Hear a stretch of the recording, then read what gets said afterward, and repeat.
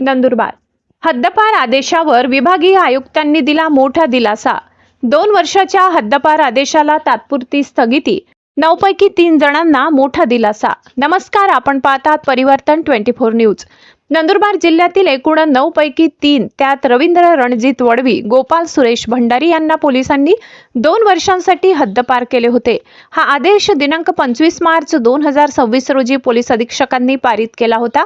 मात्र या हद्दपारीच्या निर्णयाला आव्हान देत संबंधितांनी 7 एप्रिल रोजी विभागीय आयुक्त नाशिक विभाग यांच्याकडे अपील दाखल केली। सुनावणी दरम्यान अपीलार्थीचे वकील ॲडव्होकेट गणेश सावडे यांनी महत्त्वाचा युक्तिवाद मांडला।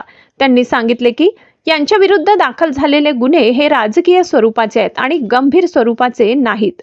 तसेच काही गुन्ह्यांमध्ये त्यांचा सहभाग नसल्याचाही दावा करण्यात आलाय।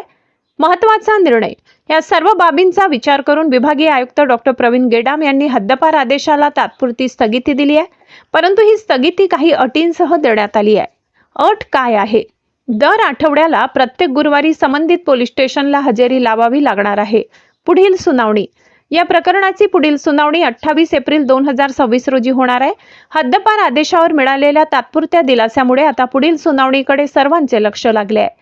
अधिक अपडेट्ससाठी पाहत रहा परिवर्तन 24 न्यूज।